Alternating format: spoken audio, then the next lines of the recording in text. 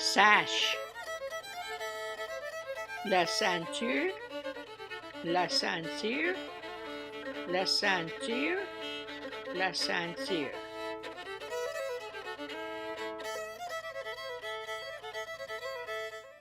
Tansi Jacqueline. Tassé, Claudette. I see you're wearing something unusual. Can you tell me what it is that you have over your shoulder? Oh, thank you. It's my sash, my Métis sash. It's very beautiful. Thank Wow. you. It has been a symbol of the Métis since the time of the fur traders.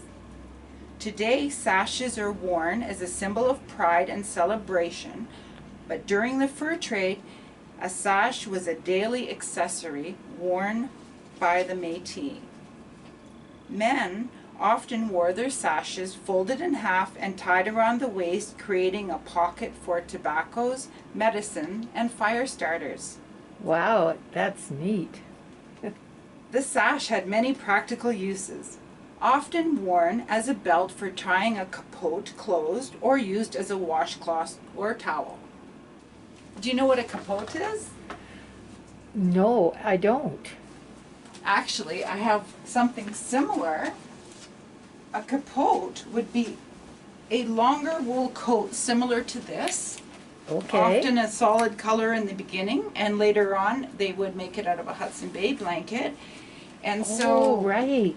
the men traditionally would wear their sash to hold their coat closed Ah, to break the wind.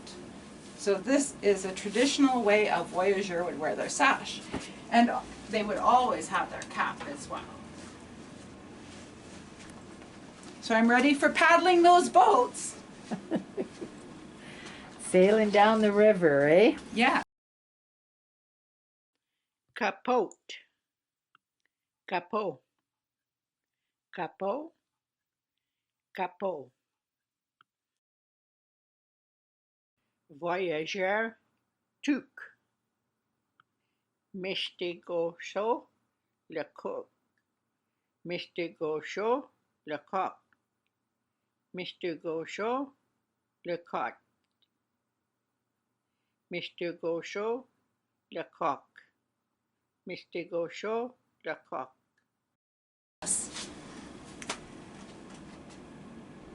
The sash was also commonly used as a rope or as back support while carrying furs.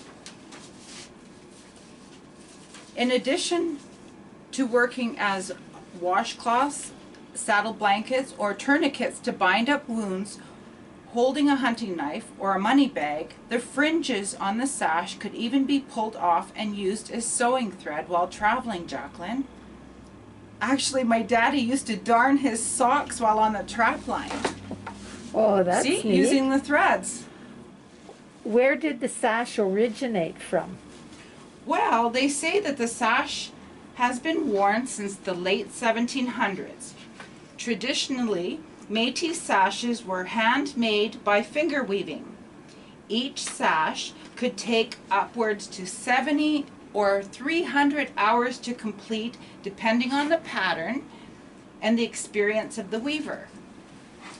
This Wow. method was adapted from the First Nations practice of finger braiding with nettle fiber, buffalo hair, and hemp, and the French-Canadian practice of making braided woolen garters along with Norwegian finger weaving styles. Wow. You could often identify a Métis family or their origin based on the pattern of their sash. So this is another color, and you could find them in all different colors Oh, and different patterns. wow. So different families made different patterns and different colors. Yes, kind of like a different coat of arms for them.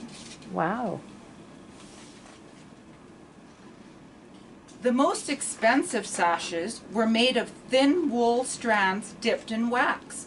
Dipping the fibers in wax made a waterproof sash that could be used as a cup on the trail or to carry small amounts of water in. Due to the time and skill required for handmade sashes, not everyone had access to them. Yes, I can imagine. 300 hours just to make one. I think they said it would take equivalent, it would cost $2,000 to buy one today if it was handmade like the olden way. Wow. To solve this, l'Assomption Quebec started to mass produce the voyageur sashes we recognize today.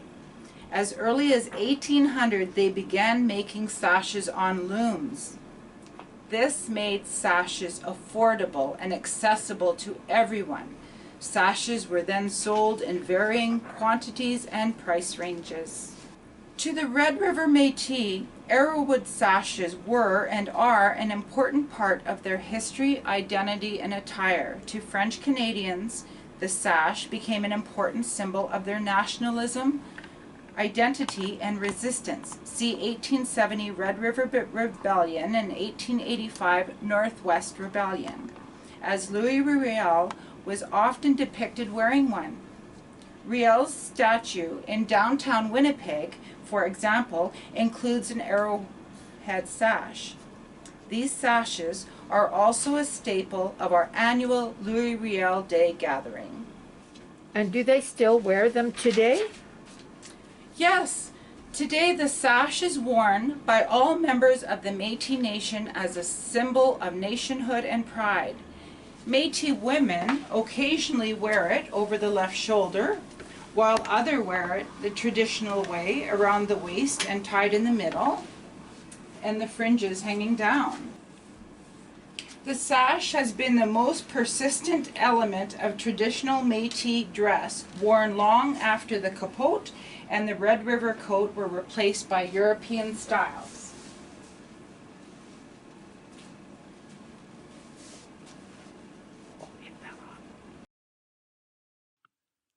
Hat.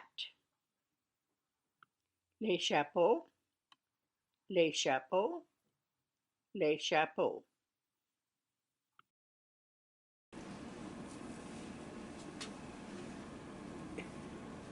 Now you look like Minnie Pearl. Yes, I was about to say, hee-haw!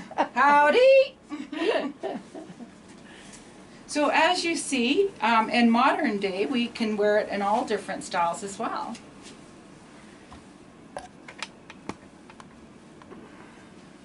Wow, that's a beautiful. Is that a bag or is that? Yes, it is a bag. Is it similar to what they called the fire bag? Yes, it could be used as a fire bag. Remember, they could dip it in wax, and then this would become waterproof. This one has not been, but this one does have a liner. Yes, wow.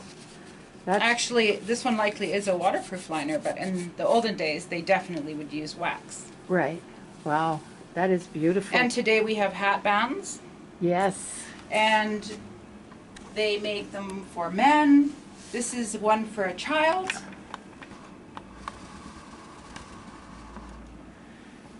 So they make them in different sizes to suit one for the women, so it's a bit smaller. Yeah, and this is the traditional way a woman would wear one. Yes, over the left shoulder across their heart. Yes. It means something to me. So can you tell me what the colors mean? I've been told that the colors represent certain meanings. Yes. So what I found out, in general, red is for the blood of the Métis that was shed. Blue is for the depth of spirit. Green is for the fertility of our nation.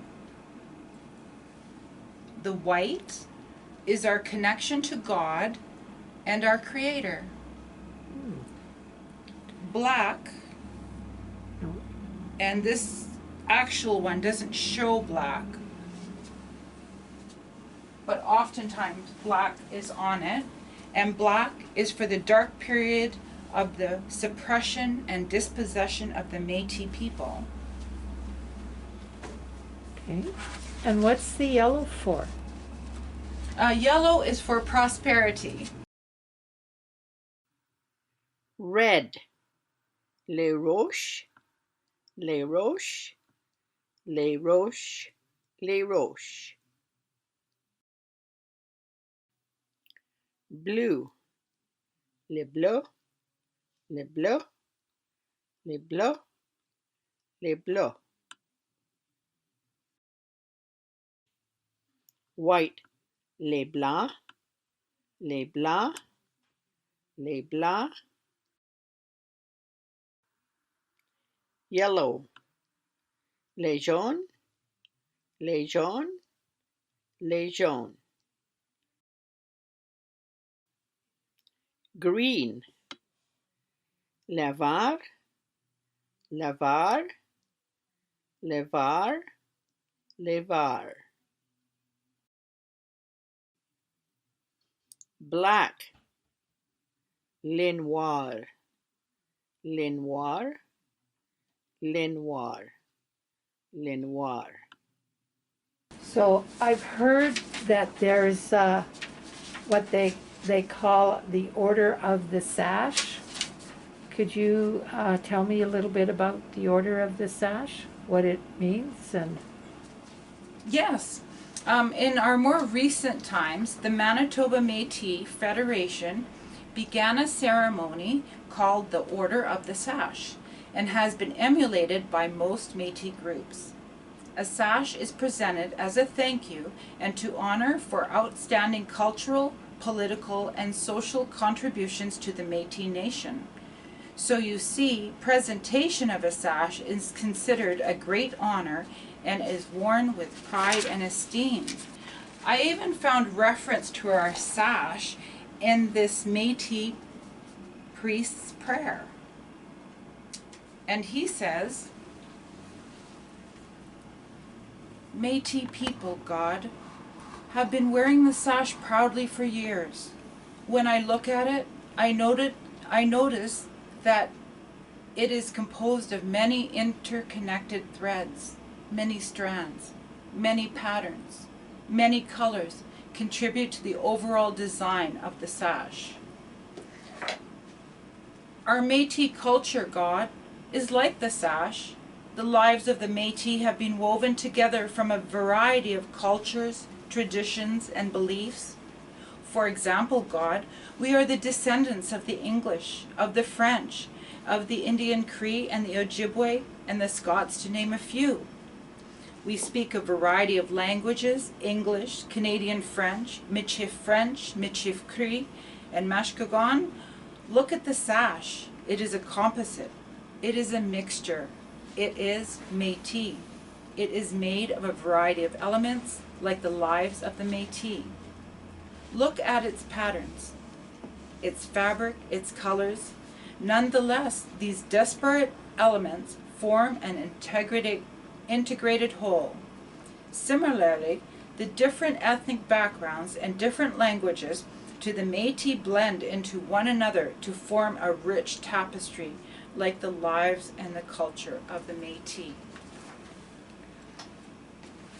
so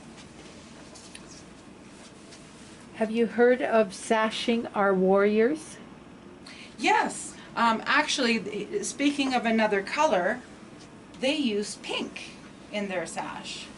Okay, can you explain what those colors mean to Yes. and what the sashing of the warrior means? So, according to this handout, this is a program called the Sashing Our Warriors campaign. And the campaign is a grassroots movement that calls attention to the impact of violence on our otherwise invisible Métis women and girls. So, when we were talking about colors, these are additional colors in this sash, which has magenta, which is the darker pink, respecting and honoring our ancestors and life givers provides strength and comfort. The pink colors promise to protect, love, and nurture the women and girls in our lives. The black warriors take a stand to prevent violence against women and girls. And the white means connecting to the earth and our Creator. Through the power of Métis ceremony, we will heal our communities emotionally, mentally, and spiritually. By wearing your warrior sash, you commit to honoring, respecting, and protecting the Métis women and girls in your life. So as you see, there are 2 sashes here. Yeah, I was just gonna ask you, why are there 2 sashes? Yeah, and it says here, there's a sash for me and a sash for you. So I will gift this to anyone who will continue to commit to honoring, respecting, and protecting the Métis women and girls in their life. And then I keep a sash for me to remind me of my commitment to keep our women and girls safe. Wow, that is awesome. Thank you so much, Claudette. I really appreciate you explaining the Métis Sash.